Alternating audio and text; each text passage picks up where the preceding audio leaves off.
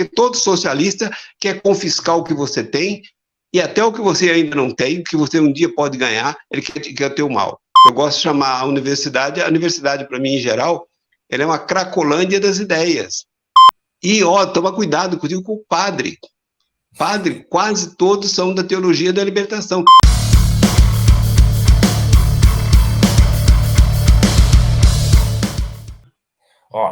Aqui.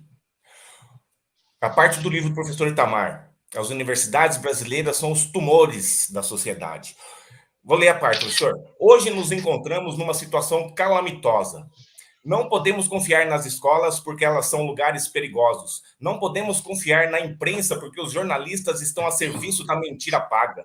Não podemos confiar nos profissionais de saúde porque parte significativa delas está mais preocupada em colaborar com a agenda revolucionária do que em curar seus pacientes. Não podemos confiar na justiça porque ela está interessada em perdoar os criminosos e não em zelar pelos direitos dos cidadãos ordeiros. Adiciona ainda que agora a gente não pode mais confiar nem nas Forças Armadas. Professor, a gente está fudido. Como sair dessa? Como que a gente ficou num lugar desse? Meu Deus do céu. Então, a questão é o seguinte, quando você cria um problema na sua vida, de qualquer que seja o problema, você, para sair desse problema, para resolver o problema, é complexo. Qualquer um que seja. De unha engravada a um problema, sei lá, de uma infração criminal que você, por acaso, venha cometer, né? venha a infringir, vamos dizer assim. Então, tudo é difícil de solucionar, mas no caso do Brasil, diante dessas questões que eu coloco aí nesse capítulo, se deve pelo fato que a sociedade brasileira, a parte boa, a banda boa da sociedade, ela dormiu na pia, como se diz popularmente, né? Dormiu na pia. Cochilou. A direita, o que a direita fez? A parte boa da sociedade trabalhou, empreendeu, cuidou dos seus negócios, estudou, meia boca, mas estudou, né? Cuidou da sua família, não muito bem, mas cuidou, né? Gerou patrimônio e esqueceu de militar, esqueceu de ter uma militância política. O outro lado é como aqueles miguelitos que se tem para jogar na pista para interditar o trânsito, né? Quando tem uma fuga, a polícia, inclusive a polícia americana tem uns miguelitos mais adequados, né? Que eles são umas bolas.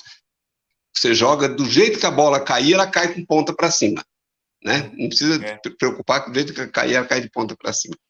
Então a esquerda é assim, a esquerda ela é multi, ela foi aos poucos tomando conta de tudo. Até então a esquerda também era muito engraçada, ela tinha bom humor, ela ficou mal-humorada recentemente, mas ela tinha bom humor, ela tinha bons artistas, né? Então, ela foi tomando conta. Quando você pega, assim, desde o filme Mazzaropi, que é um genial, né? Não resta dúvida da genialidade do Mazzaropi, mas o que é humor no Mazzaropi? Né? O humor, se bem que comparado com aquilo que é proibido hoje, o Mazzaropi ainda era digamos assim, era revolucionário. Um revolucionário, né? Se comparado. Mas, no Mazzaropi, ele é um cara honesto, é um cara que tira sarro nos outros, que ele sabe das coisas, apesar de ser um matuto, ser um caipira. O fazendeiro do filme, de qualquer filme tem um fazendeiro. O fazendeiro é um cara, primeiro que é um cara feioso, né, pançudo. Naquela época, não sei como é que eles arrumavam a gente pançuda, sempre tinha um pançudo, cara de mal, trapaceiro, infiel. Então, assim, você já vai fazendo a questão da luta de classe, vai preparando esse discurso da luta de classe nas menores coisas, né? Desde o Mazzaropi, aí você vai para as novelas, e isso foi sendo martelado durante 50, 60, 70 anos. Isso dá resultado, né? E aí, o ponto que eu chamo a atenção, né, que até a temática do livro aqui, as universidades foram, assim, os locais que conseguiu irradiar, primeiro, concentrar esse pensamento, elaborar esse pensamento, multiplicar ele de todas as formas e conseguiu despejar esse pensamento por toda a sociedade. Então, as universidades formam o quê? Ela forma professores que vão ensinar das criancinhas até outros professores. Até o pós-doutorado, tem professor no pós-doutorado. Então, da parte do infante ao pós-doutor, passa pelos professores. Então, como a universidade foi dominando tudo isso, então ela foi introduzindo em cada coisinha, assim, não começa com uma coisa brusca. E aí tem alguns autores que é importante a gente assinalar, e até estou pensando num próximo livro acentuar bastante. Tipo, não só pegar a escola de Frankfurt, mas pegar quem aplicou a escola de Frankfurt bem. Saul Alinsky, por exemplo. Né? Saul Alinsky é um cara assim, genial para entendê-lo. Um cara profundo. Quem fala que no Brasil, Gramsci e Saul Alinsky foi implantado de forma perfeita, né? Provavelmente, porque primeiro que o Gramsci foi traduzido, primeira língua estrangeira, dizem por aí, não tem como confirmar isso, mas que foi para o português, né? Do italiano para o português. Então, veja que aqui a coisa vem de longa data. E aí você vai na universidade, e a universidade é uma coisa assim, bastante interessante, ela precisa ser mais estudada, porque ao mesmo tempo que ela vende uma ideologia em todos os cursos, ela vende o marketing de si mesmo. Você, inclusive, que é da área de publicidade, né, percebe bem, a universidade, cada aula é enaltecendo o papel da universidade como fator de desenvolvimento. Por exemplo, todo mundo na UEM gosta de falar, todos os reitores, olha, a universidade revolucionou Maringá, Maringá não seria a mesma sem a UEM, né? Assim, fica falando umas coisas que, na verdade, é propaganda de si mesmo. E o que ela faz? Em cada disciplina, ela vai colocando as células cancerígenas para se multiplicar. Você pode pegar qualquer curso, tem uma disciplina que se chama metodologia científica, outra chama metodologia do ensino. Cada lugar pode ter um nome diferente, mas o título em si é metodologia científica. O que se pressupõe? Que seja uma disciplina para ensinar o método científico de cada área. Não, não é. Isso é o que parece. É uma disciplina para você vender a revolução, para você vender o marxismo em cada disciplina, em cada curso. Então, a área de humanas, eu gosto de chamar de o bloco infectado, né? O G34 da UEM, que é o bloco infectado, né? Mas esse bloco infectado é o que manda em toda a universidade. As pessoas não percebem isso, né? Sim. Quem manda na medicina não é o médico competente que trabalha no HU, ou que tem que dar aula, que veio de Harvard, não é ele que manda. Quem manda na medicina é o médico, é o CCH. Né? Quem manda na engenharia é o CCH. Todos os cantos. E isso, Cristiano, deu resultado. Você imagina a USP, a moral que a USP tem, né? E quem manda na USP é o quadrilátero, como diz o Del Pozo, é o quadrilátero infectado da USP, né? Aquele antro de gente feia, horrorosa, mal-humorada, é aquilo que manda na sociedade. Então, quem manda? Assim, o Olavo de Carvalho tem uma frase dele que eu gosto, ele fala assim, ele diz em outras palavras, mas traduzindo, ele diz assim, a universidade é o criame, né, de todos os profissionais da sociedade que vão destruir a sociedade. É ali que está, é a chocadeira de todos os profissionais, né? Todo mundo que tem um espaço hoje na sociedade, ele passou por um curso universitário. Foi. E quando você vê as áreas técnicas, como administração, por exemplo, aí você cai da cadeira, né? O economista. Essa parte que você fala no livro, eu lembrei, eu fiz Universidade Federal do Mato Grosso do Sul, Engenharia Elétrica, em 1990, 95, 95, 96. Eu não concluí o curso. E eu, na época, eu não sentia isso na área de exatas ali, não. Na época eu era quase um comunista também, mas enfim, eu não sabia o que eu estava fazendo ali. Mas eu percebia que o pessoal de jornalista, o pessoal de jornalismo, o pessoal de humanos era diferente. Era o pessoal mais descolado, era o pessoal que, igual que você falou, até que você coloca no livro, é o pescoço que vira a cabeça. A hora que eu comecei a ver, por que isso? E na engenharia eu não encontrava isso. Depois eu vim para Maringá, comecei a fazer publicidade, né? E comecei a perceber que até nos cursos de exatas o pessoal já tava meio que bitolado. Tem uma coisa que você me alertou, que ficou me deu falei assim, puta, isso aqui é verdade que eu não tinha percebido nos cursos de educação física. Nos cursos de educação física, eles pararam, ou então minimizaram as competições e começaram a fazer jogos. Porque é isso, né? Alastrar uma alastrar a ideologia em todos os setores é para dominar tudo mesmo. Jogos cooperativos que eles gostam lá, Isso. né? Cooperativo. Eu fui ministrar palestra 3 vezes no curso de Educação Física da UEM. Tinha um evento que chamava Café Filosófico, e eu, por 3 oportunidades, fui convidado. E até não sei por que me convidaram, né?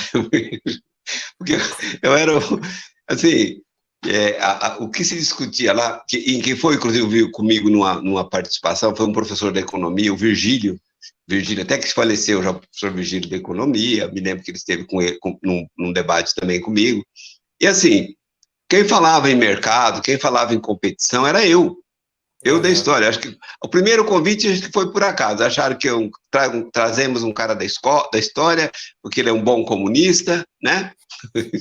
Aí deu errado. Aí, na segunda vez, não sei porque, a terceira, depois não me convidaram mais, né?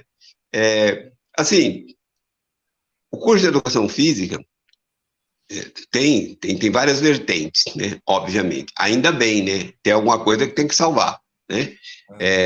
Mas tinha palestrante, que era esse café filosófico, era uma mesa redonda com muitas pessoas debatendo, né? Então, eu me lembro que um dos professores dizia a maldade, né, de se ter, por exemplo, os jogos, atividades esportivas levado para a favela, todos os governos fazem isso para encaminhar as pessoas que estão, os jovens, os adolescentes, naquela situação de vulnerabilidade, para dar um destino, né, para caminhar, se ocupar nos jogos, ao invés de ficar vulnerável às drogas e tal. E aí tinha uma crítica bastante contundente a respeito disso. Por quê? Porque isso levaria os jovens a serem competitivos, e competitivo é trabalhar na perspectiva do capitalismo, enquanto que eles deveriam ter a perspectiva de se revoltar contra o sistema. Por isso que hoje, né, nas grandes penitenciárias, o PSOL tem 2 segmentos que visitam as grandes penitenciárias, né?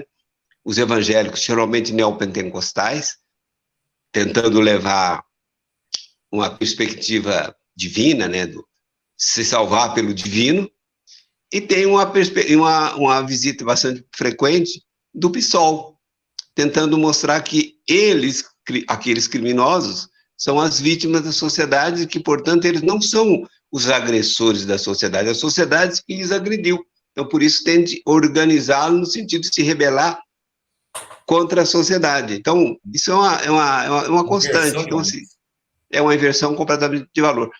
E aí, por falar em inversão de valor, tem uma coisa interessante de a gente pensar. Eu tenho dado várias entrevistas, inclusive dei uma entrevista até falando desse livro aqui, para Cristina Grêmio, da Gazeta do Povo, que deu bastante visibilidade. E aqui a própria Rádio Vida, eles até digamos assim, me convidaram para fazer parte da bancada depois de algumas entrevistas que eu concedi a eles, né? E tinha uma coisa que eles não entendiam muito bem, essa questão de inversão de valores. Eu dizia, olha, a inversão de valores na universidade ficou lá atrás. Agora não tem mais, os valores já são invertidos. Então, você tem uma mudança no DNA, você já começa tratando assim. Então, quando você trata digamos, um criminoso como um herói nacional, né? Você sabe de quem eu estou falando?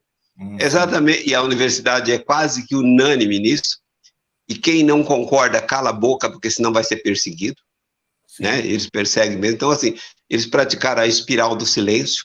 Então, não precisa perseguir todo mundo, precisa perseguir alguns, aqueles mais relevantes, os outros vão calar a boca, né? E por que eles tratam isso já desse formato? Então, quem tem que ser preso é o Bolsonaro, porque é honesto, porque um país que tira quem tirou da prisão e coloca na presidência da República, uma pessoa honesta tem que ser combatida, presa, de preferência executada, né? Então, assim, a inversão de valores, ela ficou lá atrás, agora os valores já são invertidos, né? Por isso que eu gosto de recomendar sempre, toda vez que eu dou entrevista, eu falo, pessoal, leia 1984, de George Orwell, veja a Revolução dos Bichos, né? De George Orwell também. Inclusive, por falar nisso, Cristiano, a Revolução dos Bichos, para os nossos ouvintes aí, o filme é muito bom, né? Digamos assim, o 1984, é bom ler o livro primeiro, mas a Revolução dos Bichos, basta ver o vídeo primeiro, para te animar, né? Porque é muito didático. Enquanto que... Pode falar. Desculpa. Não, eu falo demais. Não, pode falar. Pode falar, o que você ia concluir? Não, isso aí conclui assim que a 1984, quem só vê o filme não vai entender direito, né? Precisa ver o livro antes. Acho que é muito didático. O que eu ia colocar, porque eu tenho uma amiga que ela é bem esquerdista, nossa, mas, né, enfim, é uma pessoa que não está pensando direito, mas todo esquerdista não pensa direito. E ela leu 1984. E a gente estava discutindo, né, falando, pô, você não está vendo um erro no seu pensamento? E ela, pô, eu li 1984, eu falei, e aí? Você não viu que a comparação nos dias de hoje, a transformação da língua, a nova língua? Ela, eu lembro que tinha esse negócio de nova língua, então você não entendeu o que era aquilo? E ela parece que estava num estado de letargia, parece que estava não pegou, simplesmente leu por ler e não absorveu o conteúdo. Às vezes eu imagino que não vai adiantar, parece que o povo já tá dominado. Eu digo assim, eu separo o público em três. Aquele que pensa como eu, aquele que me odeia e o indiferente. Eu sempre jogo para o indiferente, né? Para aquele que está indiferente. Para aquele que me odeia, não preciso falar nada, que ele não vai aprender. Ele não quer aprender, porque ele já tem a resolução de tudo, e boa parte tem um déficit, vamos chamar assim para ser educado, um déficit cognitivo, né? Então é impossível entender. Eu tenho até um irmão de sangue, né? Que é petista, então eu nem converso com ele mais. Não vou perder tempo, não vou chatear ele, não vou ficar chateado com ele. Agora tem um público do meio, os que pensam como eu, digamos, nem precisa ver os vídeos meus, não precisa ler meus livros, né? Porque não vai acrescentar muito, né? Agora, o indiferente, que é o público-alvo que a gente precisa focar. E essas pessoas precisam ter mais informações. Tem um ouvinte nosso que acompanha nosso programa aqui na Rádio Vida da Capital, ele mora no Canadá, inclusive, ele é um caminhoneiro do Canadá. E ele chama até Wilson Fernandes. Ele estava me dizendo esses dias, que a gente ficou até fizemos amizade, né? Ele estava dizendo que o programa nosso mudou a vida dele, mudou a cabeça, mudou a forma dele ver a vida. Por quê? Porque ele não era um cara de direita, mas ele era favorável à esquerda, mas ele não tinha conhecimento. Quando a gente começou a trabalhar conteúdos e tal, aí ele se alterou. Assim, por exemplo, quem quer entender o que está acontecendo, ele lê 1984, vê a Revolução dos Bichos, né? Eu tenho uma coleção de filmes para recomendar, inclusive, que é o filme que eu recomendava para todos os meus alunos. Muitos dos filmes eu passava todos os anos para os meus alunos, né? Inclusive a Revolução dos Bichos eu passava o filminho. E aí as pessoas mudam. porque elas entendem que boa parte das pessoas que até estão da esquerda hoje, hoje eu acho que não tem mais, né? Talvez não tenha mais, mas as pessoas que estavam, pelo menos alguns anos atrás na esquerda, eles estavam exatamente por ignorar, por desconhecimento, tanto que quando eu dava aula inclusive no primeiro ano do curso de História, né? A primeira aula minha tinha aluno que desistia do curso, né? E eu chegava já pé na porta, pé no peito. Primeira coisa que eu chegava mostrando, tinha uma época que era uma crítica muito ferrenha ao FMI, aquela desculpa barata de professor ignorante, né? Olha, o FMI que nos explora. Primeira coisa que eu falava assim, vocês sabem quanto que é a taxa de juros que a FMI cobra? Aí ninguém sabia, eu falava, é 1,8% a 2% ao ano. Quanto que é o juro no Brasil?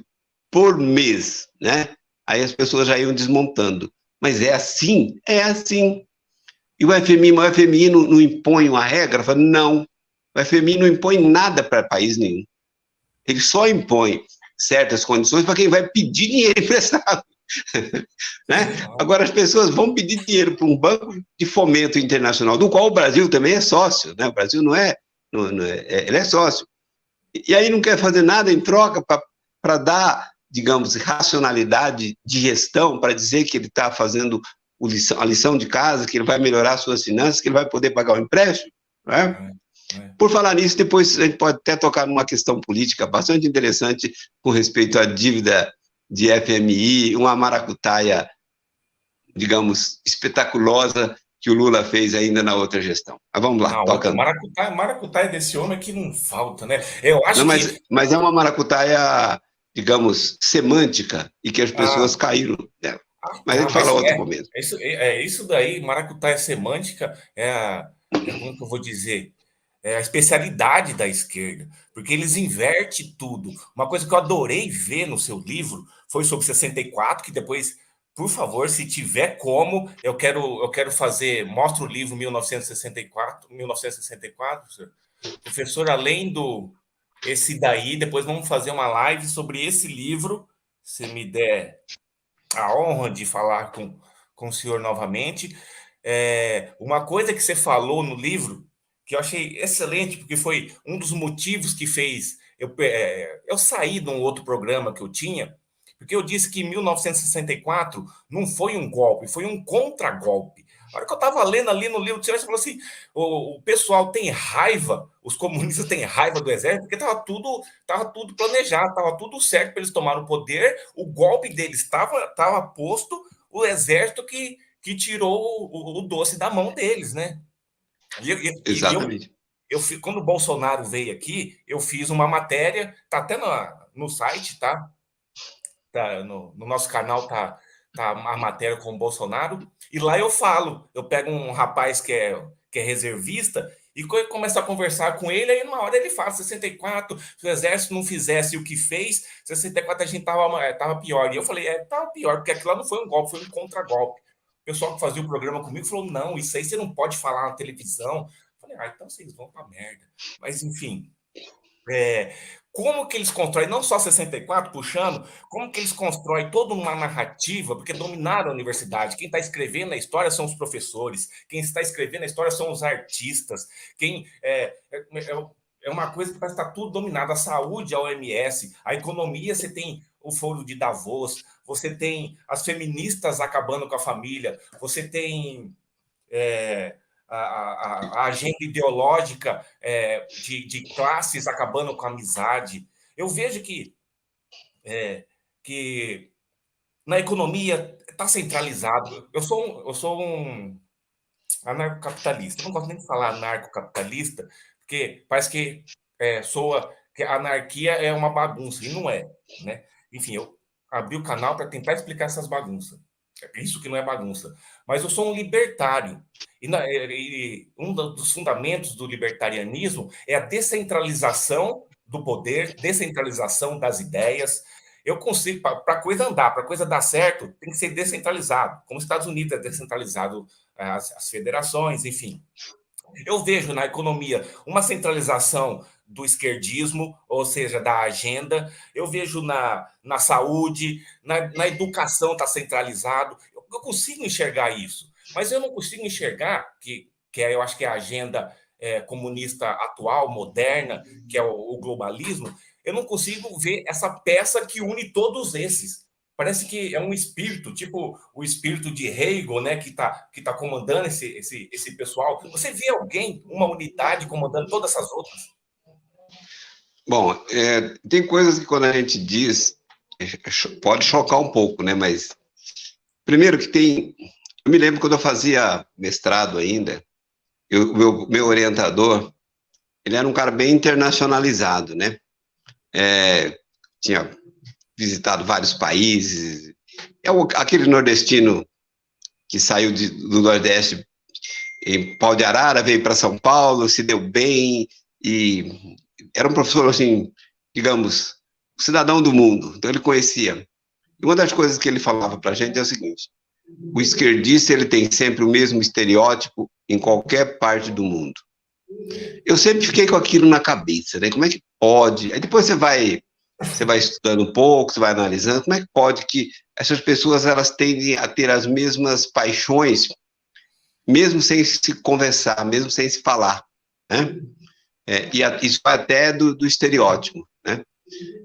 E aí, quando você vai observando, é claro que tem umas características do estereótipo de esquerdista que também estão presentes em gente de direita, né? Mas você vai observando que parece que tem um problema cognitivo.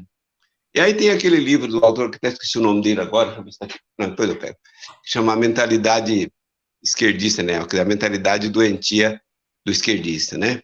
Ele vai mostrando cientificamente que tem realmente um problema. E aí, digamos assim, nós olhamos aqui o aspecto ocidental. Então, por isso que dá a impressão de que tem alguém que coordena. Se não tem alguém que coordena, que os une, digamos, em torno de uma batalha, tem aquilo da qual todos eles querem destruir. E o que todos eles querem destruir? Os valores ocidentais, né? O Neil Ferguson, historiador britânico, né? Ele tem tem até um vídeo dele muito bom, até recomendo que as pessoas assistam, chama Os Paradoxos do Capitalismo, né? É uma palestra de 18 minutos, aquela palestra do grupo TED, mas é perfeita, que chama a atenção que o que fez desenvolver o Ocidente foram os aplicativos, alguns aplicativos que o Ocidente adotou, que promoveu o desenvolvimento. Dentro desses aplicativos estão, né, filosofia grega, direito romano, a cultura judaico-cristã e liberalismo econômico, né? É claro que cada um desses tem um apêndicezinho, mas esses aplicativos, tanto foi de sucesso, porque onde é que se fez a Revolução Industrial? A Inglaterra, né? Em 60, 70 anos, ela dobrou a sua população, passando de 1870 com 6 milhões de habitantes para 1830 para 12 milhões de habitantes, né? A Inglaterra foi um fenômeno. Quer dizer, as pessoas não têm muita noção hoje do que foi a transformação na Inglaterra. E a transformação na Inglaterra foi a transformação no mundo. Isso. Então, por que isso se deu tão rápido e tão eficiente? Se deu exatamente por causa da combinação desses valores. Então, e ao contrário do que as pessoas falam, né? Olha, a Revolução Industrial levou a exploração da mão de obra, as crianças, as mulheres, é exatamente o contrário, né? Aliás, para você nunca errar, tudo que um professor de história falar, pensa o contrário que você acerta. Quando ele falar que foi errado, foi certo, né? Uhum. Professores de humanas, de um modo geral, eles têm isso. Que, aliás, é um bando de ignorantes, né? É um bando de ignorantes. Ignorantes que pensam que estão certo. Ignorantes, a combinação mais perigosa, que são ignorantes arrogantes, né? Porque você tem pedreiro ignorante, você tem caminhoneiro ignorante, mas ele não é pago para pensar a sociedade. Pedreiro ignorante, ele coloca os azulejos bem feitos. É isso, não precisa fazer mais nada. Agora, o professor ignorante, ele é muito complicado, porque ele é ignorante e arrogante, e ele é pago para ensinar, quando, na verdade, ele recebe para desensinar, para desconstruir, né? Então, só para fechar essa questão, essas pessoas no Ocidente, e aí vem a própria escola de Frankfurt, vem o marxismo tradicional, vem tudo que você possa imaginar de tranqueira no campo das ideias, né? Eles têm como foco a desconstrução do sucesso do Ocidente. Porque a esquerda, o pensamento socialista, ele se fundamenta em duas grandes mentiras. A primeira, tem mais mentiras, né? Vamos pegar as duas principais. A teoria do bom selvagem do Jean-Jacques Rousseau, né? Aquela história de que o homem é naturalmente bom e ele se torna mal porque a sociedade o destrói. Quando, na verdade, é o contrário, né? Você pode olhar desde o berçário. A criança, geralmente, ela é má. Né? Ela é bicho. E aí, as normas que fazem com que a pessoa vai se tornando boa. Inclusive, eu acompanho uma garotinha aqui, que é a minha afilhada, que mora aqui na minha cidade. Eu convivo com ela todos os dias, né? Hoje ela tem 5 aninhos. Você vai notando como que você vai ensinando as boas práticas, boas maneiras, como que ela vai se refreando tudo quanto é instinto mais duro. E hoje ela, com 5 anos, já é uma pessoa assim, com certeza, super do bem, né? Então, assim, primeiro, a teoria do bom selvagem é uma mentira. E a outra base do marxismo é a teoria da mais-valia, chamado trabalho não pago. Primeiro, isso é digamos assim, uma mentira cabal, né? É a maior fake news do século XIX. Sim. Não existe trabalho não pago, né? A mais-valia não existe. A mais-valia é uma teoria. Enquanto teoria, você pode ter qual que você quiser, né? Eu posso ter até uma teoria que eu me pareço com o Brad Pitt, mas é só a minha teoria. Na prática, não tem nada a ver, né? Então, eu posso mentir como eu quiser. Então, a doutrina socialista, ela se baseia nessas duas teorias falsas. E aí, o que ela pratica? Com o que ela se alimenta? Ela se alimenta da inveja, né? Então, alguém enriqueceu. Minha perspectiva não é imitá-lo para eu ficar rico. Minha perspectiva é roubar a riqueza dele. Por que o marxismo precisa destruir os valores da sociedade, inclusive precisa destruir o cristianismo, né? Porque a religião cristã, por exemplo, é incompatível com o ser socialista. Se tiver algum pastor, alguém que dizer que ele é socialista, que ele é petista e que ele é cristão, ele está mentindo. Ou ele não é socialista, ou ele não é cristão. Essas duas coisas não podem ser, porque baseia-se no roubo, né? E o Marx já dizia, a revolução precisa de uma parteira brava, precisa fazer a destruição violenta da burguesia. Então, só 2 mandamentos dos 10, não precisa pegar mais, só 2 você obstaculiza o socialismo. Não furtarás, né? E não matarás. A pauta número 1 da revolução é o furto, né? É apropriar da produção alheia. E o segundo é matar o seu inimigo. Então, por isso que E aí vem uma questão interessante, Cristiano, pensar assim, por que todas as revoluções socialistas elas foram extremamente sanguinárias? Por que elas foram? Né? Por que elas foram extremamente desumanas? Tem gente que convenceu pela ideia. Porque tiraram. Então, mas o que é que dá o norte? Né? O que é que dá o norte? Porque o norte é que são, digamos assim, são convicções políticas despidas de qualquer religiosidade. Então, você precisa tirar Deus da parada. Exato. Eric Voegelin falava isso. E Dostoiévski também dizia, né? Se Deus não existe, tudo é possível. Então, e aí vem uma questão muito interessante, que tem até uma amiga minha de Maringá que fez um texto aí, eu até vou verbalizar esse texto em aula para ficar legal. Assim, o cristianismo, eu não sou ligado a nenhuma religião, não, tá? Não sou um militante cristão, eu sou um militante pró-cultura cristã. Sim. Então, o cristianismo é o seguinte, quando ele dá o tratamento para todos de que o corpo é portador de uma alma, e essa alma, ela é, como eu vou dizer, ela é sacra, né? A sacralização da alma. Então, obriga todos a serem tratados da mesma forma. Se você tirar a sacralização da alma, um homem se torna um gafanhoto, uma barata. Então, assim, por isso... Volta a ser primata.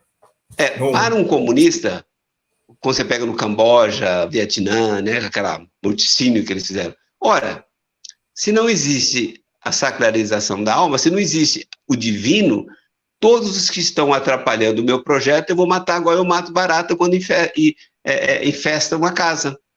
Então, assim, a liberdade para matar está implícita, né, nos métodos socialistas.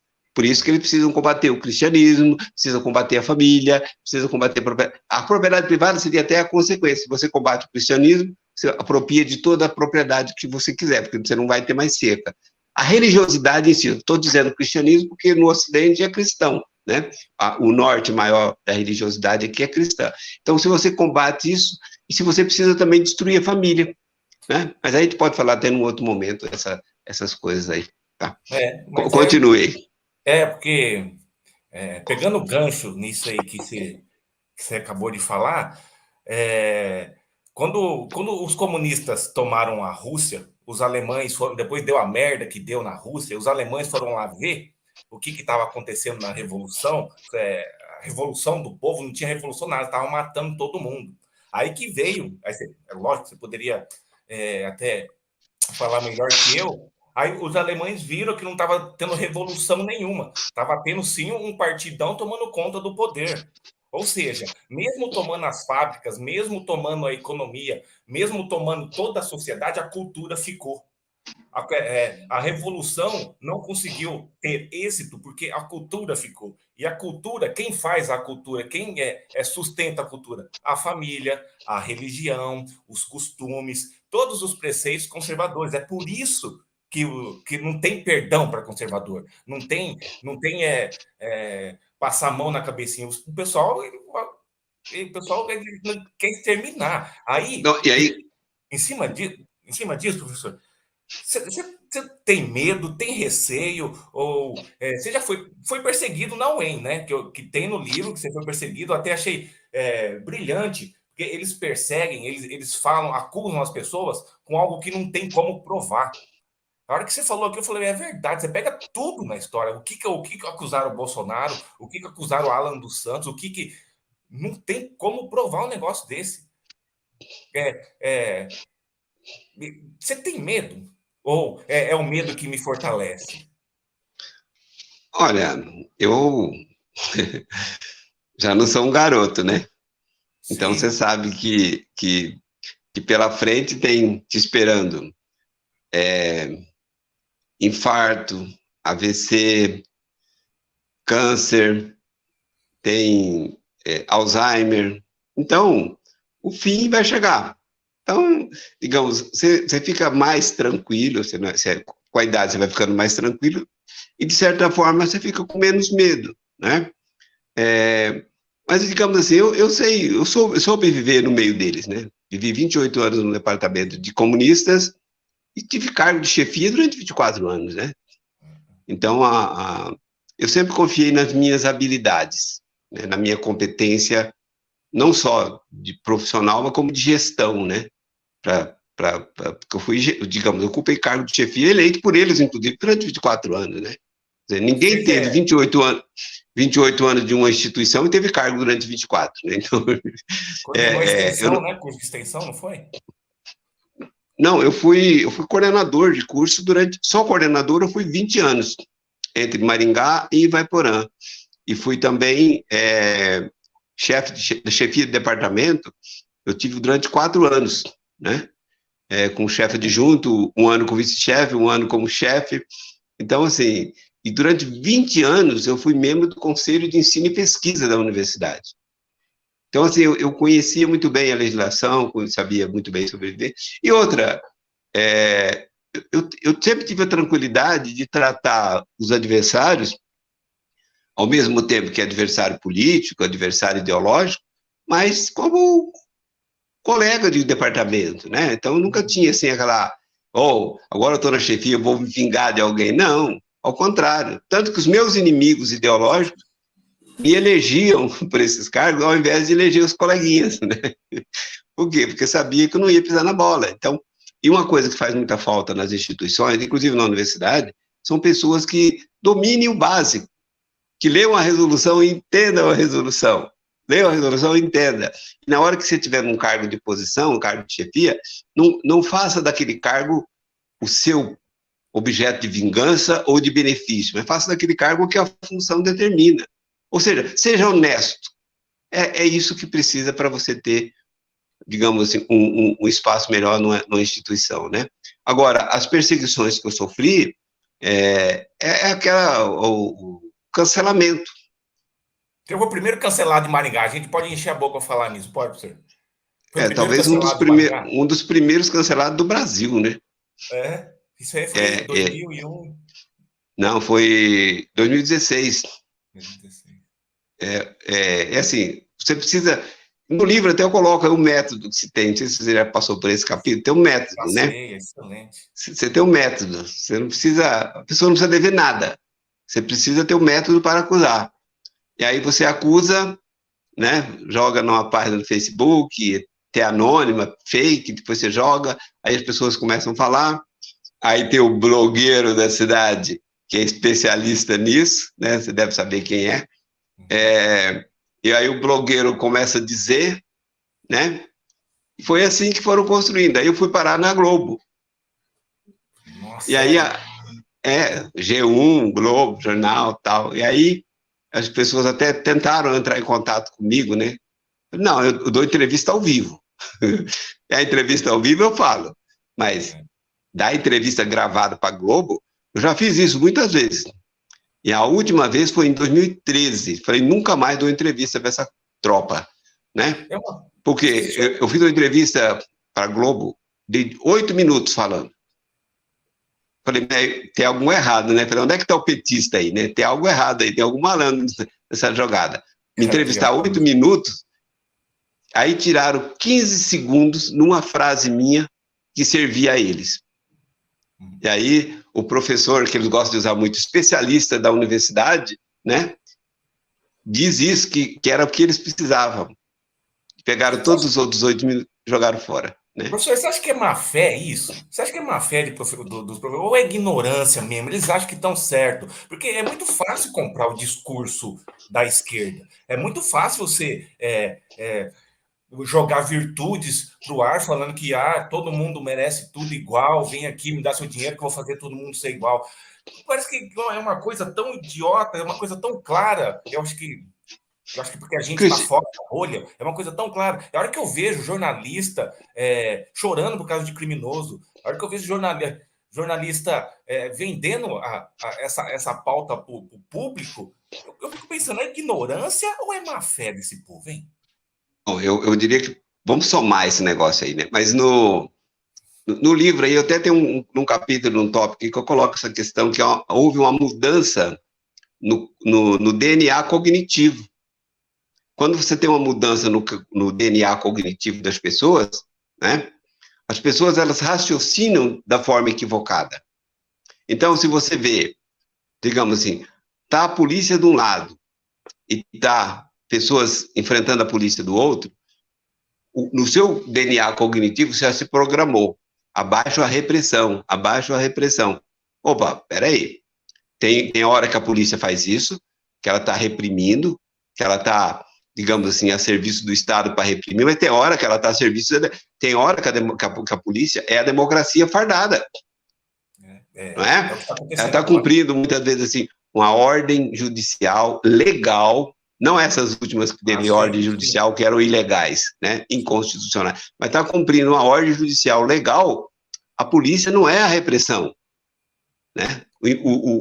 O agressor é aquele que está lá enfrentando a polícia. Então tem que ver. Agora, você foi treinado a isso. Isso o aluno aprende desde o primeiro ano na universidade, em qualquer curso que ele vai fazer. Eu gosto de falar sempre das ciências humanas, que é onde eu conheço de perto, né? Dei aula durante 11 anos no curso de Ciências Econômicas da UEM, dei aula durante 3 anos no curso de Pedagogia, e dei aula os outros anos todos, né, do curso de História da UEM. Também coordenei 9 cursos de pós-graduação de nível lato sensu, né, dei aula, inclusive, no ensino à distância também, tem até um material, um livro publicado no ensino à distância. Mas eu conheço a universidade bem na área de humanas, conheço bem por dentro como é que funciona. Então, você vai trabalhando, e aí o professor, ele tem o privilégio que ele já entra na sala de aula com autoridade. Primeira coisa que o professor faz, meu nome é João das Abóbora, professor, doutor, pela universidade e tal, ele já fala parte do currículo dele. Ou seja, ele faz uma defesa de si, aquilo que podemos chamar de ad hominem, né? Ele faz o autoelogio do que ele é. E, portanto, eu sou o portador da verdade, né? Não tem nada de errado apresentar o currículo. Mas, se esse que apresenta o currículo, que se apresenta como portador da verdade, se ele for um disseminador da mentira, ele faz um estrago enorme. Mas tem mais, né? Esse conteúdo de esquerda já é trabalhado lá no ensino fundamental. Então, porque quem dá aula lá? O professor que passou pela universidade. E aí tem umas malandragens que foram criadas com bons propósitos, bons entre aspas, que até coloco no livro também, né? Por exemplo, a formação continuada. E que é a formação continuada, né? Tem outro problemão que é uma desgraça, que não tem como se livrar disso por décadas, que é agora tem a chamada curricularização da extensão, né? Todos os cursos têm que fazer uma carga de extensão, ou seja, o aluno, vamos pegar a área de humanas, o aluno, ele está aprendendo na universidade, aí ele vai para uma escola cumprir esta carga de extensão. Ele vai assistir muitas vezes aula de outros professores, ele vai ensinar ao professor mais velho que está lá, se por acaso não for esquerdista o tanto que deveria ser, ele vai mostrar como que é. E ele vai colocando, inclusive, o professor que está lá, o tiozinho, a tia que está lá, numa posição de ridículo. Então, os alunos passam a ver aquele professor mais tradicional que está na escola como ridículo. E o que chega lá, geralmente, já vem de cabelo azul, todo trajado a feminista, ou lá, nas variantes aí, chega falando todes, né? Você faz o culto à idiotice, você acha que a coisa idiota é a coisa mais bonita que tem. Então, esse professor descolado que chegou lá, ele tende a colocar o professor tradicional que está lá numa situação muito ruim, né? Então, eu diria para você, Cristiano, digamos assim, a tarefa, ela é muito difícil. E ela é difícil por quê? Porque a direita deixou tudo na mão da esquerda.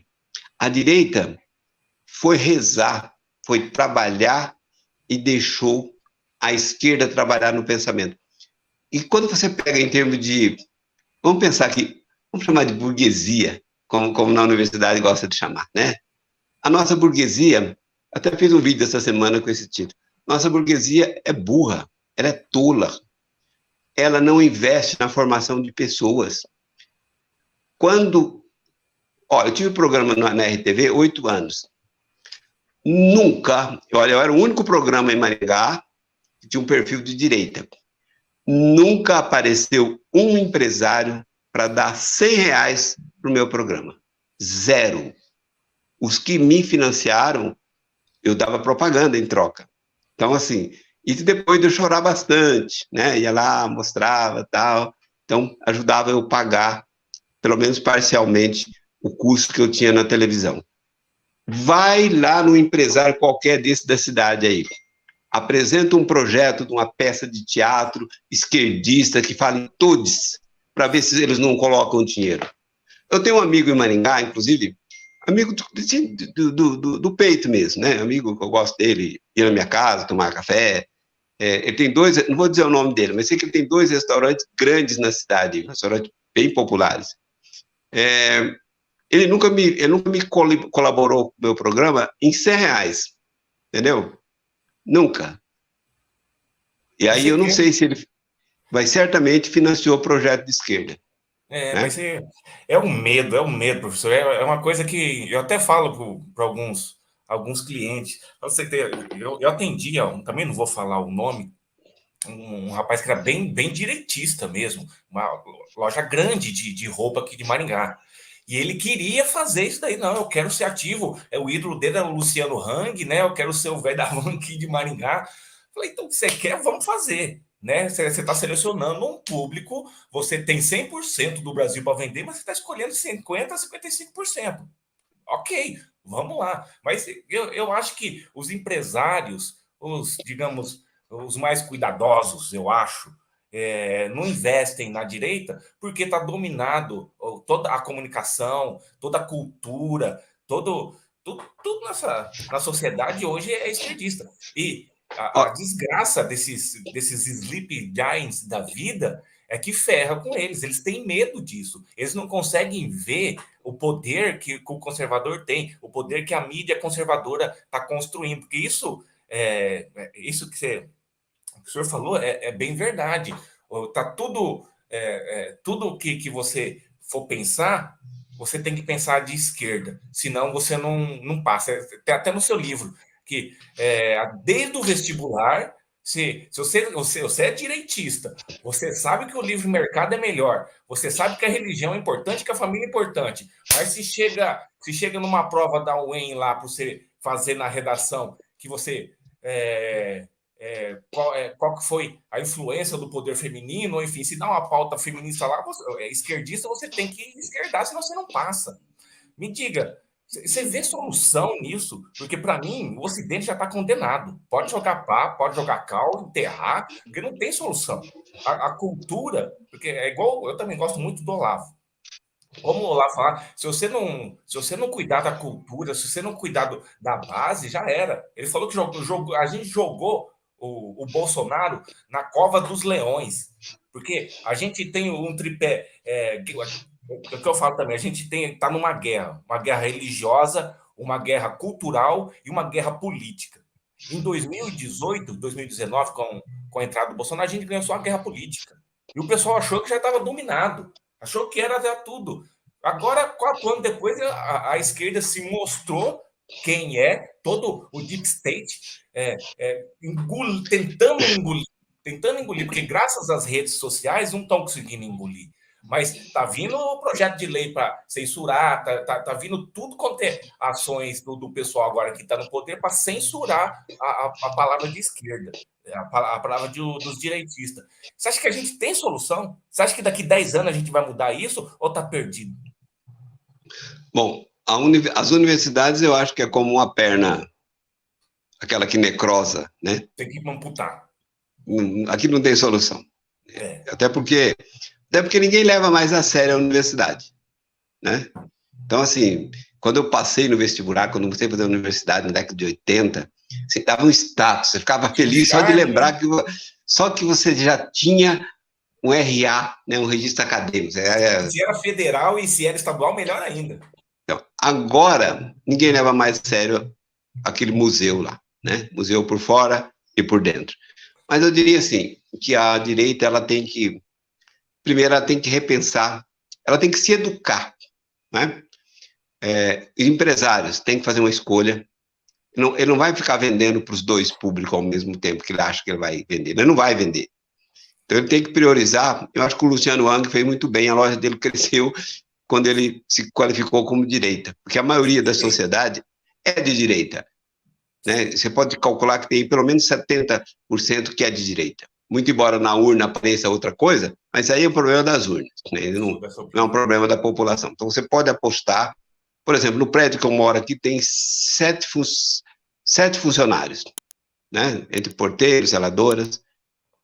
Eu fiz uma enquete, eu falei para um porteiro que era bolsonarista, falei, compadre, veja aí qual que é a proporção, como é que está o placar da eleição. Falou, não, aqui ninguém vota no Lula, não. Né? Então, assim, mas aí eu acho, quais são as medidas práticas? As medidas práticas que temos que tomar, eu acho que elas são até simples. Por exemplo, por que você vai prestigiar alguém que é teu inimigo? E às vezes a gente tem que tomar a decisão de bloquear o seu irmão. Eu tenho um irmão que é petista, eu trabalhei com esse cara, mostrei, anos. Aí chegou em fevereiro, ele veio com historinha de Lula, aí eu bloqueei ele e não vou desbloquear mais. Ele mora em Maringá. Eu não vou desbloquear mais. Ou seja, eu não vou perder um minuto da minha vida falando com gente que não vai aprender, que não quer aprender e que quer o meu mal, que quer me jogar no precipício, porque todo socialista quer confiscar o que você tem e até o que você ainda não tem, o que você um dia pode ganhar, ele quer ter o mal. Então, esse é o primeiro ponto que eu acho. Desde que eu saí da universidade, eu me afastei desse povo. O único esquerdista que eu tinha contato era o meu irmão, e aí eu isolei também, não vou conversar mais. Não tem essa. Eu não vou perder meu tempo. Tá? Não tem raiva dele, nada disso. Não tem mágoa, ao contrário. Mas não vou perder meu tempo conversar com alguém que quer meu mal, né? Outra coisa, o boicote, né? Não precisa ter campanha nenhuma, é só ter uma campanha positiva. Faça, até já pedi para algumas pessoas em Maringá, até tem uma lista aí em Maringá, né? Empresas de pessoas de direita. Tem? Tem, tá. Corre nos grupos aí. Não precisa dizer quem é de esquerda, só dizer quem é de direita. Ué. Então, você vai na barbearia, vai no cabeleireiro, vai na manicure, né? Vai comprar uma roupa, vai comprar um produto. Por que você vai comprar um produto da marca, por exemplo, Avon e Natura, né? Por que você vai comprar produto dessas marcas? Vai prestigiar teu inimigo? Por que você vai comprar na Magalu, que é teu inimigo? Não, eu vou comprar da mesma forma. Se o cara é de esquerda, ele já não compra mais nada na Havan, né? Então, assim, a grande vantagem de frequentar a loja Havan é que você não encontra esquerdista, aqueles seus conhecidos chatos, você está isento, né? Acho que não tem, Até aqui não tem nem check-out 13 lá, eu acho. Eu não sei exatamente isso, mas tudo bem. Você não vai encontrar ninguém. Então, é um ambiente muito mais tranquilo, né? Inclusive, uma coisa, é fato, hein? Isso não é só boato, não. Você sabe que na loja Havan, o índice de furto é próximo a zero? É próximo a zero. Não tem. Melhor coisa para roubo é ser direitista no mundo. Então, se você prestigiar as pessoas de direita, você não vai prestigiar as pessoas de esquerda. Está resolvido. Então, e mudar em coisas básicas. O pai tem que olhar qual é a escola que você vai colocar teu filho. Porque o pai muitas vezes coloca numa escola particular cara. Geralmente são as piores, hein? Melhor colocar numa escola pública. Escola pública vai doutrinar. Só que o professor da escola pública tem greve, falta muito, entra em depressão, falta professor. Então, assim, a doutrinação, não tem disciplina em sala de aula, a doutrinação ela é mal feita, né? As particulares, olha, eu recebia muitos alunos de escola pública e de particular. Os alunos de particular, quando chegavam na universidade no primeiro ano, já chegam doutrinados e bem doutrinados da escola particular, né? Da pública chega de qualquer jeito. Então, assim, o pai paga, tem uma escola aqui na capital, R$10.500 por mês. Aquela indígena que foi vice do Boulos aqui na candidatura à presidência, acho que no ano na eleição de 2018, ela vai lá dar uma palestra, aquela palestra que ficou famosa, que ataca o agronegócio, ataca a propriedade, né? Os pais geralmente são muito idiotas. O pai acha que uma escola cara da cidade, e tem algumas de Maringá que são caras, aí são bem vistas, quando na verdade são escolas confessionárias que trabalham com ideologia de gênero, sabe? O pai tem que ter atenção. Botar o filho numa escola particular cara, é bom se a escola for boa, mas tem que cuidar, tem cuidado. Agora o pai não tem cuidado com o filho. Eu sempre acho, até coloco no livro, a escola é um lugar de fato perigoso, né? Escola é um lugar perigoso, muito perigoso. O filho corre muito risco. Então, olha para isso. Tem as alternativas, por exemplo, até estava liberado, e não sei como é que vai continuar agora, mas homeschool, né? Ensinar em casa, ou uma escola de tempo integral, eu acho assim, um desastre isso. Todo mundo acha bonito, né? Olha, não, isso é um desastre. Então o filho vai ficar o dia todo num lugar sendo doutrinado pelos professores. Mas à tarde atividades recreativas, pior ainda, é nessas que estão mais graves, né? Então, assim, fuja de escola de tempo integral, né?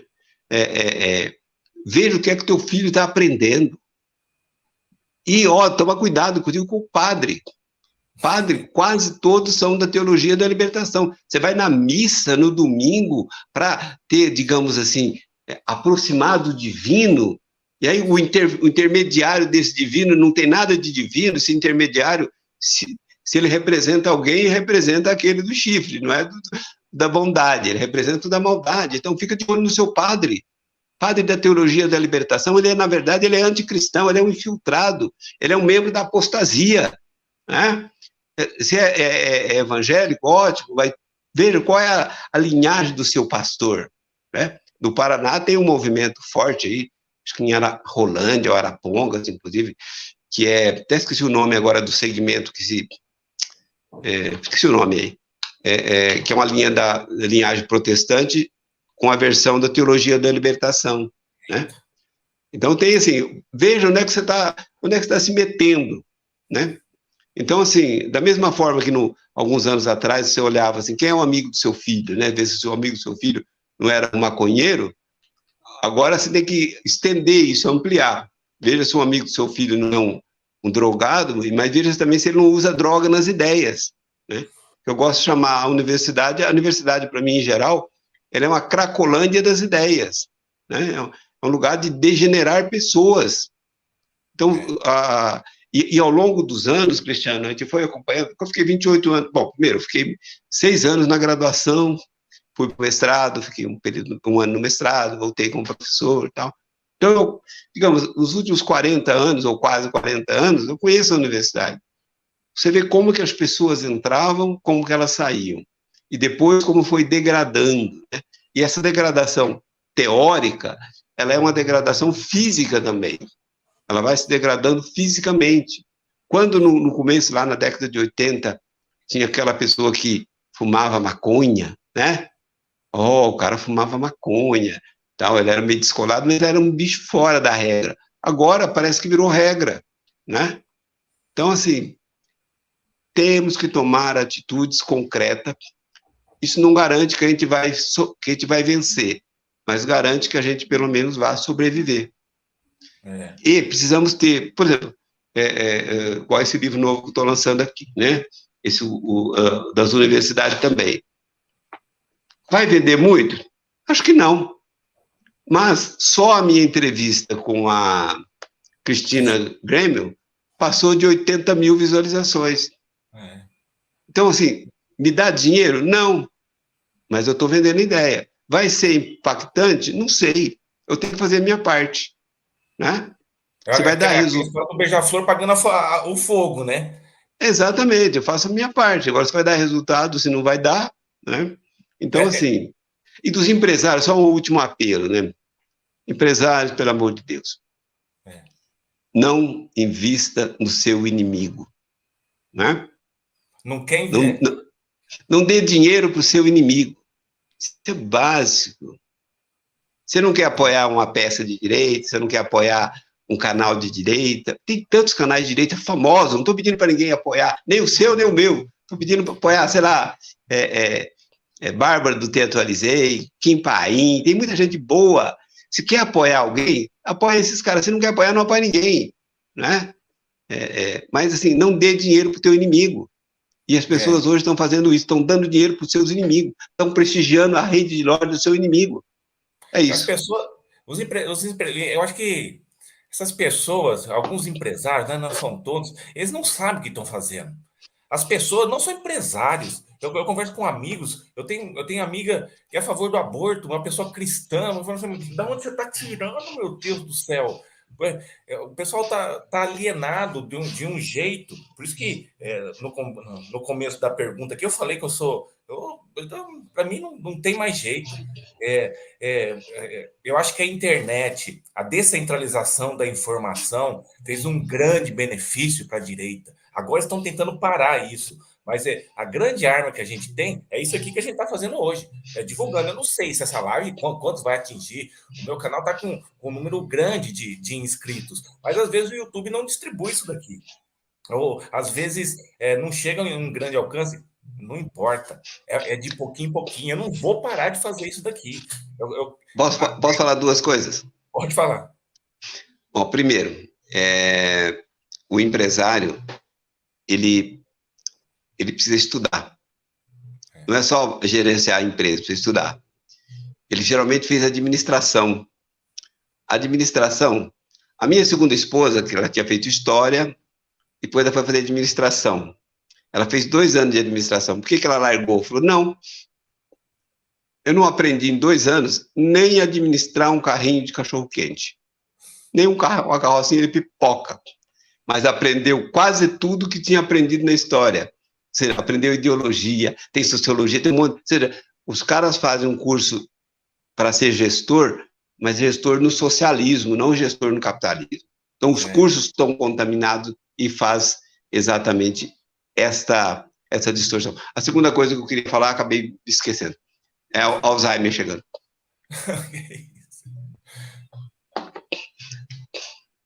Não passou, agora, depois cai a ficha. Ah, não lembrou. Professor, eu quero a sua opinião sobre as eleições.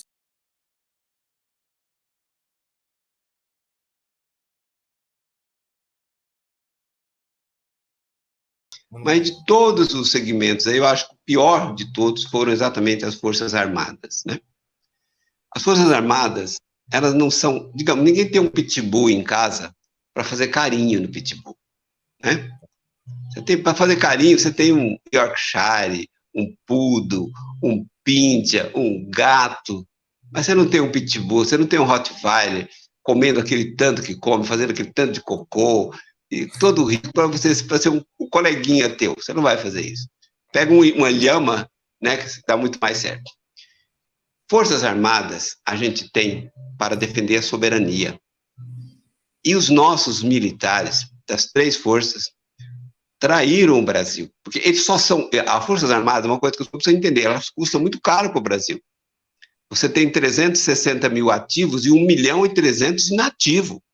Eles se aposentam muito cedo, com salário integral, tem vários privilégios, eles até não ganham muito por pessoa, mas o montante é um rombo desgraçado que o contribuinte paga. Então, a gente sustenta os militares da ativa e sustentamos os militares inativos também, e as suas famílias, né? Custa muito caro. Para quê? Qual é a função dos militares? Defender a soberania nacional. E o que eles fizeram da defesa da soberania nacional? Nada. Foram cúmplices. E agora está se revelando aí, né? General Tomás, que é um general tomate, né? Não é nem mais melancia, ele é tomate vermelho por fora, né? E vermelho por dentro. E tem o outro lá, o Richard Nunes, que é o comandante da região Nordeste, que agora parece que há uma movimentação para derrubar o ministro José Múcio da Defesa, o Tomás passaria para ministro da Defesa e o general Richard Nunes passaria para comandante do Exército, né? Então, assim, eu não vou usar adjetivo para definir o que esses generais são, né? Não vou usar, até para evitar problema de derrubar live, derrubar vídeo depois, né? Digamos, eu só vou dizer uma frase: a função para a qual eles são pagos, eles não executaram, não executam, e são gente capaz de mandar os seus subordinados atirar na população. Eu nunca botei fé nessas manifestações na frente dos quartéis, né? Eu ia aqui, que eu moro pertinho aqui da aeronáutica, né, da São José dos Campos, dá 6 quilômetros de pista aqui para chegar na aeronáutica, no CTA, né, Centro Tecnológico da Aeronáutica. E aqui que era a manifestação.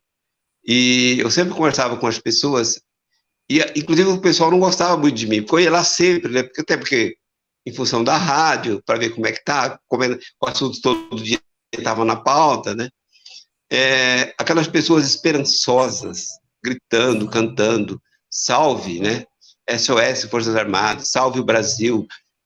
E aqueles militares que estavam lá dentro, eu falava para alguns que eu conseguia fazer uma amizade, olha, eu acho que esse povo aqui está mais para sair atirando em nós, né? Então, a moral dos nossos militares, digamos assim, é a moral de pistoleiros. Não tem homem de honra nas Forças Armadas. E eu falo, digamos assim, não é de graça. Fiz 2 livros sobre 64, né? Então, esse é o segundo? Esse é o segundo. Até em homenagem aos militares, até quando eu fiz um videozinho de lançamento desse livro aqui, eu falei, olha, isso aqui é para os pais comprarem, doarem para os seus netos, para os seus filhos, para lembrar que já no passado existiu militares de honra nesse país. Existiram militares honrados. Moro Filho, né, General Moro, é um cara que, digamos, que comandou a rebelião e que evitou que o país caísse nos braços do comunismo. Mas isso não existe mais. Então, são homens desonrados e é de alto a baixo, porque eu não vi manifestação explícita de nenhum. Ora, estou recebendo ordem, meu superior. Gente, isso eu aceito se o cara é funcionário, será, de uma empresa de perfumes, é meu superior. Mas militar não é para qualquer um. Quem não tem bunda não senta em toco, como diz o ditado popular, né? Quem vai enfrentar a carreira militar tem que ser, digamos, um pouco disposto, tem que ter sangue na veia, né? Por exemplo, se eles tivessem pelo menos a disposição que tem aqueles militares do Rio de Janeiro que sobem a favela, né? Então, os militares do alto comando, 4 estrelas, ao engajado soldado que está lá, um bando de borra-botas. Eu não tenho respeito por nenhum desses militares. Ora, não é uma profissão qualquer. Você escolheu aquela profissão de defesa da pátria, você fez um juramento. Se você não quer fazer aquilo, vai ser assistente social, vai ser psicólogo, vai ser enfermeiro, profissões que a sociedade precisa. Vai ser pedreiro, gente, a sociedade precisa de pedreiro, não é? Agora, o cara quer a carreira militar, com o conforto da carreira militar, e vai agir como um Barnabé, né? São Barnabés, como dizem os cariocas, né? É servidor público, é só um estatólatra vestido de farda, homem sem honras. Então, diante disso, eu acho que precisa ter algo novo que ocorra, e talvez ocorra, né? Às vezes, quando a gente está mais desesperançoso, é que surge a mudança. Mas tem uma frase, só para encerrar esse assunto, tem uma frase que eu gosto muito. Até quem recita essa frase é o Moacir Franco, a primeira vez que recitar essa frase é ele. Quanto mais escura está a noite, mais próximo está o amanhecer. É isso a frase. Quanto mais escura a noite, mais próximo ao amanhecer. Então, é isso. Talvez seja esse o momento, que a nossa noite está escura e a gente não tem a quem recorrer, né? E, aliás, o processo de degradação, de putrefação das instituições, ele não está em velocidade cruzeiro ainda não, ele está acelerando. As universidades estão apodrecendo mais, porque assim, eu enfrentei todo esse período, inclusive o período de marxistas quando eu entrei na universidade, eu era liberal, né? Era economista política clássico, né? Era smithiano, que eles chamavam. Aí foi degradando. Agora, não é mais entre liberal, conservador e de esquerda. Agora é entre a própria esquerda, entre aqueles que se pautam minimamente pelo estudo e aqueles que fazem a pauta identitária. A pauta identitária é o fim da universidade. Digamos assim, é o selo de acabou. Né? Faliu. Né? Não tem mais o que esperar. Agora, a grande questão é que você seja tratado por aquilo que você se identifica. Né? Aí você se identifica como um cachorro, você tem que ser tratado como um cachorro, ou todes, ou todes. Né? O todes que eu mais gosto é o tal do todinho, que é bem saboroso. É uma desgraça também aquilo, né? Faz mal para o organismo, mas é saboroso. É mais química do que leite aquilo lá. Mas é aquilo lá que eu falei. Não tem, você estava comentando, você estava falando há pouco tempo atrás que tem que tomar cuidado em que escola colocar, ver qual que é a instituição, se tem valores mais conservadores ou não, mas tudo não é pautado pelo MEC, não é tudo centralizado, os caras colocam na cartilha, daqui a pouco o golpe vai estar escrito na cartilha dos meninos, os meninos vão aprender que em 2016 a Dilma não foi empichada, foi um golpe, não tem como escapar, eu vejo que às vezes a gente está acorrentado num toco e ainda levando chibatada. Voltando à frase lá, a noite está escura, mas o amanhecer pode estar próximo, né? Tá certo. Mas tem como fazer. Por exemplo, se alguém não esboçar a menor resistência, como assim? O pai coloca o filho numa escola particular, ele paga com o dinheiro dele. Uma coisa só para fechar, lembrar, o pai paga a escola pública, quando ele coloca na escola privada, ele paga a mensalidade do filho dele e a mensalidade do outro filho que está lá na escola, que ganhou uma bolsa, porque todas as escolas particulares, tem escola particular até de Maringá, que uma vez fui informado, tinha 20 alunos numa sala de aula que era bolsista. Portanto, era franqueado. Então, o pai que paga a mensalidade do seu filho na escola, qualquer escola de Maringá cara aí, você está pagando do seu filho, do outro que está lá de bolsista, e você está pagando da escola pública. Então, tenha pelo menos a decência, o caráter de enfrentar o teu professor do seu filho. Ora, vai aceitar qualquer coisa? Não. Ele tem muito mais peso que ele possa imaginar na escola. Porque se esses pais que pagam as escolas particulares, se eles pararem de pagar, a escola fecha. Ela não vai ter alternativa. Então, resista. Se o pastor da sua igreja vem com a gororoba esquerdista, peita ele. Se o padre, como aconteceu já em Londrina, né? O padre foi desautorizado no meio da missa, né? Não é bem Londrina, uma cidade da região de Londrina. Ele foi desautorizado. Faça isso. Você vai permitir que a sua igreja seja administrada, né? Que tenha uma gestão de comunista na sua igreja para destruir os seus valores. Você não tem vergonha na cara? O mínimo que você tem que ter vergonha na cara. Não é? Eu sempre penso assim, a gente tem que ter uma vida razoavelmente decente para que todo dia de manhã, na hora que a gente olhar no espelho, pelo menos uma vez no dia as pessoas olham no espelho, né? Todo mundo pode ter vergonha de você, mas você não pode ter vergonha de você. Então, assim, isso é um básico. Você não pode ter vergonha de você. Você não pode achar que eu sou um patife. O meu filho está sendo doutrinado na escola, está sendo ensinado coisas erradas e eu estou aceitando. Manda merda esse professor. Se indispõe, cria problema. Para de pagar essa escola é pilantra, essa escola está lá para doutrinar seu filho, para ensinar. Inclusive, tem uma história que até aquela jornalista japonesa, como é que é o nome dela? Ioama. Que era Thaís Oyama, né? Tem até uma entrevista que ela faz com o Pondé, e que ela fala que o filho de uma amiga dela de 8 anos chegou em casa, obviamente de uma escola particular, e cara, falando assim, mamãe, quando é que eu vou saber se eu sou menino ou menina? Né? Olha que grau. E aí, como a mãe, provavelmente de esquerda, deve ter falado, olha, filho, você já é um menino, né, tal. Mas uma mãe dessa tem que ir na escola esculhambar com essa escola. Então, digamos, essa rebeldia é muito mais simples. Agora, o pai e a mãe que não tem moral suficiente para fazer isso com a escola do seu filho, vai aceitar a eleição roubada o quanto for, vai aceitar o desarmamento e vai aceitar o que está na pauta agora, né? Até fiz vários vídeos a respeito disso, que é a proibição do carro blindado. Né? Você tá zoando? Tá sabendo? Não, tá aí. Os caras querem ensinar artes marciais para os bandidos na cadeia. Agora não vão deixar blindar o carro mais.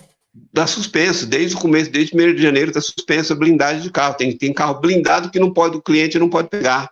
Você tá zoando? O decreto 11.366/2023, de 21º de janeiro de 2023, que o Lula assinou, ele anula algumas leis, alguns parágrafos de leis aprovadas anteriormente. Tem uma lei, inclusive, de 30 de setembro de 2020, que é a lei que desregulamentou a blindagem de carro.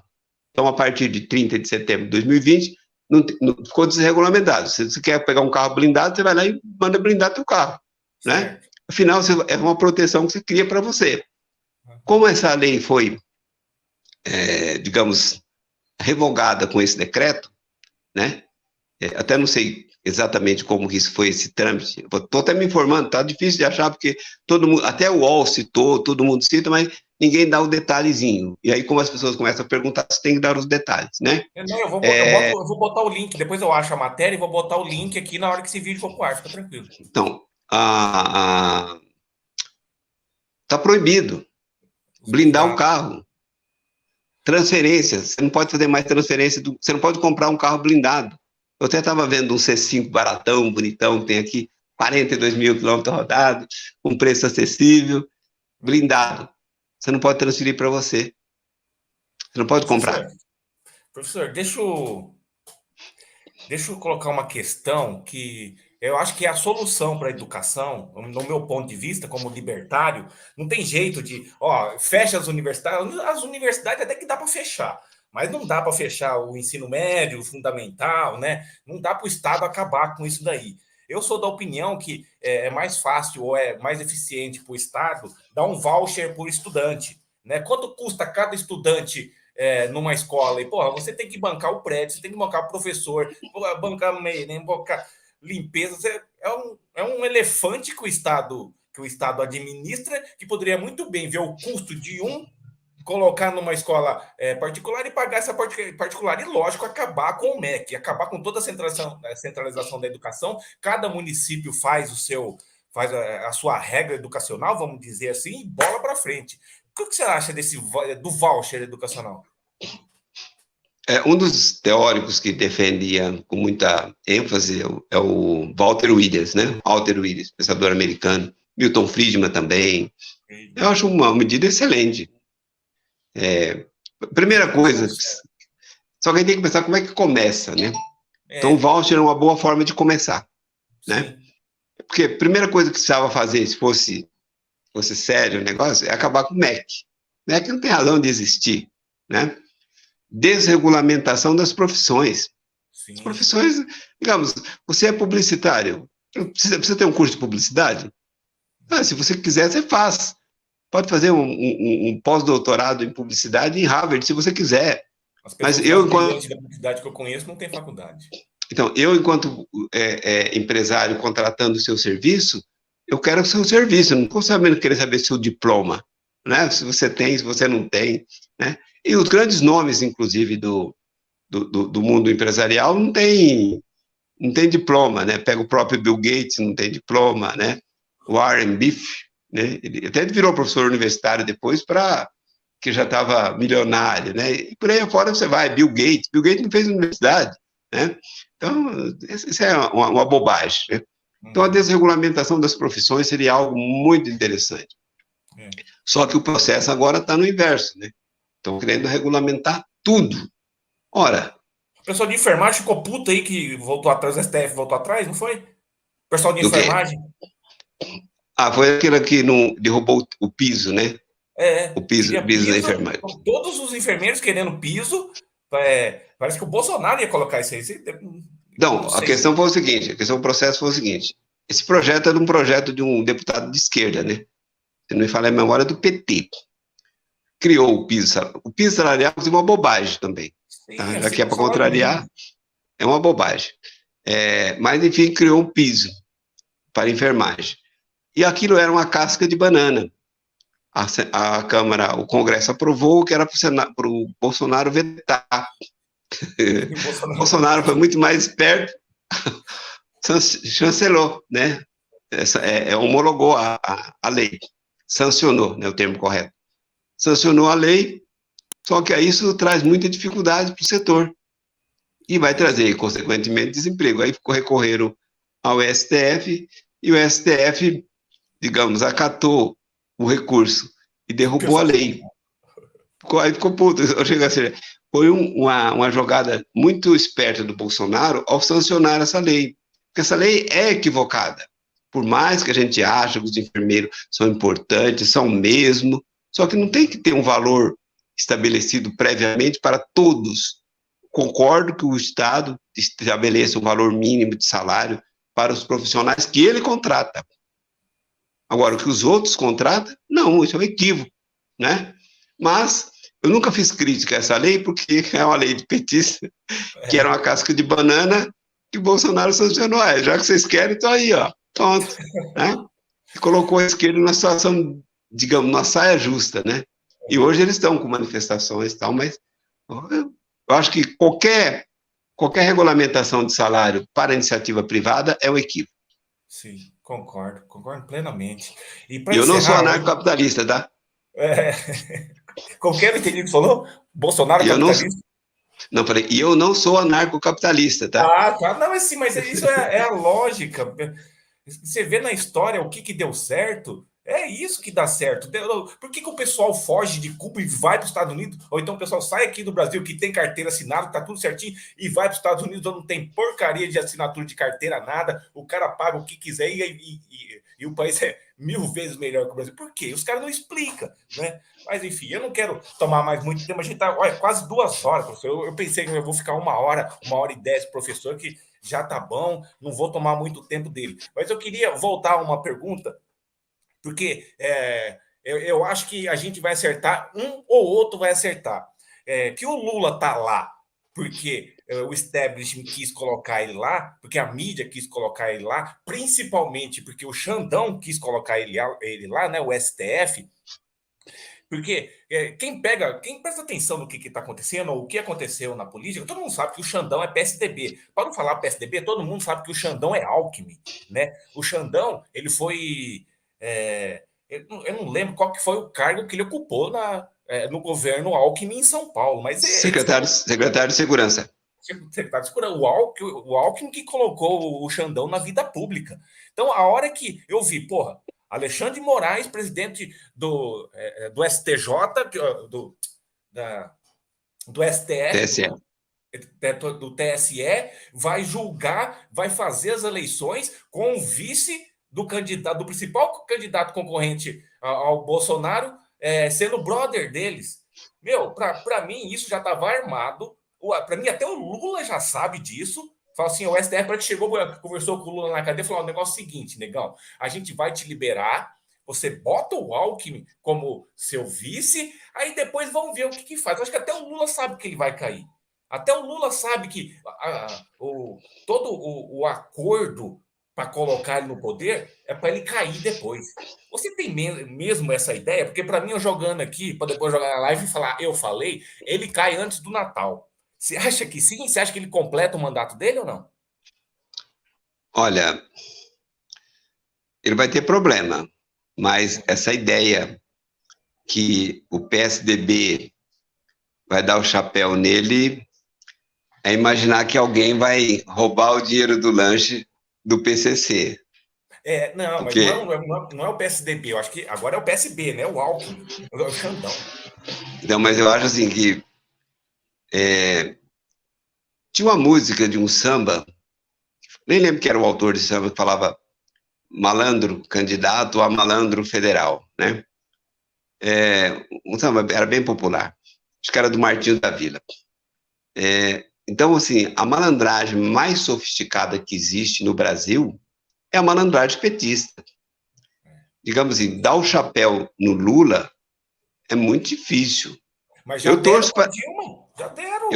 Eu torço para que ocorra, mas que não é fácil, não é. Porque o governo assumiu já no modo turbo, né? É a ditadura no modo turbo. Agora não então, tem mais tempo, não.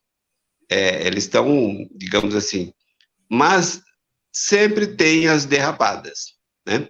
Eu gosto de lembrar sempre, Saddam Hussein teve 100% dos votos nas últimas eleições e acabou dentro de um poço barbudo, né? O Muammar Gaddafi também tinha aprovação de toda a Síria e acabou sendo linchado no meio da rua, né? Espancado até a morte. Mussolini, com todo o seu prestígio, acabou pendurado na praça de ponta cabeça, né?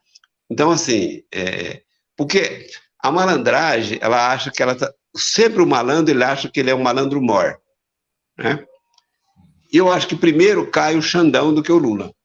Então, aí se cair o Xandão, o Lula ganhou. Pegou? É, Porque a única barreira para tirar o Lula de lá é o Alexandre de Moraes. Se o Alexandre de Moraes, se o Lula consegue. Por isso que às vezes eu falo que, puta, esse pessoal é um xadrez 52D. Porque quem segura o Lula ali é o Xandão. Se o Lula conseguir tirar o Alexandre de Moraes de lá e colocar ele não sai, o Lula não sai nunca mais.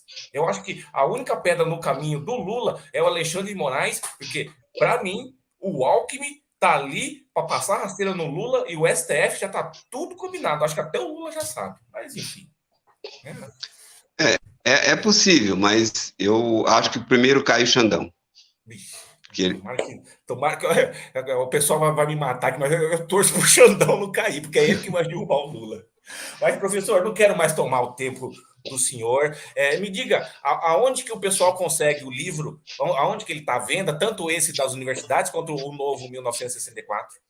Olha, eu faço venda direta. Tem na Amazon também, né? Mas na Amazon está vendendo muito caro o meu livro. A Amazon está vendendo, acho que é R$ 80 mais frete. Eu faço por 55 com frete grátis. E se for o combo, ó, o contragolpe de 64 e as universidades, nesse mês eu estou fazendo R$ 100 e ainda dou frete grátis. Então, e como que entra em contato com o senhor? Depois você joga o meu fone aí nos comentários, onde for viável você colocar, que é esse número meu que você usou mesmo, 44999118227, o número é de Maringá. Eu uso outro WhatsApp aqui, mas para os contatos de Maringá ainda estou usando mais esse número, o 44, né? Eu uso aqui da capital também. Aparecendo na tela agora aí. Não, mas é excelente. Tá, e tem a venda em algumas livrarias nos Bastidores de Brasília, que é um site que é a livraria eletrônica também. Esse que é do Emílio Kerber, né? O Emílio Kerber, inclusive, essa semana eu mandei para ele desse aqui 50 exemplares, né? É um cara que está vendendo bastante os meus livros lá. E é isso. Foi um prazer falar com vocês. Se precisar de mais, se quiser pegar um dia tópico por tópico desse livro aqui ou do outro para ele discutir, eu estou inteiramente à disposição. Tá? Eu acho que tem uma senhora de Campinas que ela tem um site que se chama, um canal, né? Que se chama Clube do Livro. Uhum. Eu já concedi 5 entrevistas para ela, 5 lives, né? Falando do livro. Ela foi pegando tópicos por tópicos e tal, né? Então, assim, eu estou à disposição para divulgar, não é divulgar o livro em si, né? Divulgar o livro, mas é divulgar a ideia, né? Chamar a atenção para isso. Olha, com esse livro das universidades, eu recebi tanta comunicação, em especial quando saiu na Cristina Calixto, Cristina Grêmio, Cristina Calixto de Maringá, Cristina Grêmio da Gazeta do Povo, assim, pessoas narrando os dramas que eles estão sofrendo em família, investiu nos filhos, colocando em boas escolas particulares, e os filhos viraram uma outra coisa, viraram esquerdistas, e aí, junto com o problema ideológico, vem também as más práticas, né? Os maus hábitos, e por aí afora vai. Inclusive, o uso de entorpecentes, vem também problema psiquiátrico, né? Eu tenho um amigo que é psiquiatra em Maringá, que ele diz que quase a metade dos clientes dele, né, são alunos da universidade. Porque pessoas entram na universidade e depois, quem não tem nenhum problema vai sair intacto. Mas quem já tem um problema, e todos nós, cá entre nós, todos nós temos um probleminha psiquiátrico. Menor ou maior grau a gente tem, né? Quase todos têm. É o de médico e louco, todo mundo tem um pouco, né? Exatamente. Então, a universidade é uma máquina de destruir pessoas, de moer raciocínios, né? Então, é um lugar perigosíssimo, e basta olhar até ontem eu recebi de uma pessoa aí de Maringá uma coleção de fotos feitas da UEM, né? Umas fotos das paredes da UEM, né? Até o livro novo vou começar com essas fotos, né, Ah, que como eu estava legal. dizendo aquela hora fora do ar, são as cascas do tumor, né? A aparência que o tumor tem. Então, acho que essas coisas precisam ser divulgadas mesmo, as pessoas precisam tomar consciência disso. A gente tem que acreditar que as coisas vão mudar, porque Sim. tudo que foi de ruim, que é mais rígido, que foi o regime soviético, ruiu, que foi o regime nazista, ruiu, né? E aí, só para ironizar, usando a música do Chico Buarque, né? Que é um comuna lulista, apesar do PT, amanhã há de ser outro dia. Tomara, vai ser mesmo. E eu recomendo muito o livro. Falar para o senhor, eu tinha conhecimento de algumas coisas, mas era muito superficial. A hora que eu comecei a ler, parece que encaixou tudo. Você faz numa didática ali, você vai levando, vai construindo. A hora que você vê, você com o livro, você constrói na cabeça tudo que está acontecendo, você consegue enxergar a podridão da sociedade, tudo saindo, ramificando, né, de cada setor. Eu agradeço muito, professor, a disponibilidade, agradeço muito o senhor ter conversado, ter explicado para a gente sobre o livro do senhor, sobre essas ideias que tem que chegar no público, tem que dominar a opinião pública, vamos dizer assim, né? Então, só para fechar, Cristiano, esse livro não foi escrito para acadêmicos, foi escrito para pessoas leigas mesmo. Esse é um livro de 200 páginas com 48 capítulos. Então, capítulos de 4 tópicos, que eu chamo, nem chamo de capítulos, Muito tópicos, né? simples. E eu mostro ali o quê? Eu mostro como que a máquina universitária está organizada, do vestibular ao pós-doutorado. Como é que ela está organizada? Por isso que e ela formou pessoas para manter essa máquina por mais 20, 30 anos. Qualquer mudança que for feita agora, a universidade tem, digamos, a força inercial aí para rodar mais 30 anos do jeito que está. É isso, Cristiano. Muitíssimo obrigado. Fico muito feliz com a entrevista, completamente à disposição. Se mais alguém da cidade quiser fazer uma entrevista comigo tratando desse assunto, desse livro aqui eu fiz uma entrevista com o professor Akito, né? E aquele Kim Paim, né? Que trabalha com Kim Paim, não, Kim Paim é da Austrália. Kim Rafael, né? Eu fiz uma entrevista, concedi uma entrevista para eles também falando desse livro. Então, quem tiver interesse, estou à disposição, tá? Muito Um obrigado. grande Excelente abraço e leitura fácil. Muito obrigado, professor. Muito obrigado. obrigado a você. E deixa eu mandar o último recado aqui para o pessoal que tá assistindo. Quem quiser acessar o canal e ver, precisa de uma VPN. Desde do segundo turno das eleições, Xandão tesourou a Duma.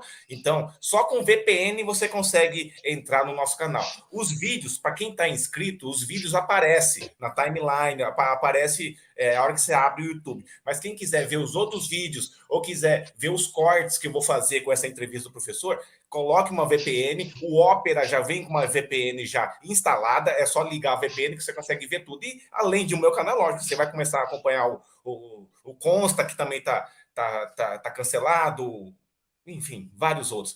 Muito obrigado, professor. Obrigado a você. Tchau, Até tchau. mais, gente.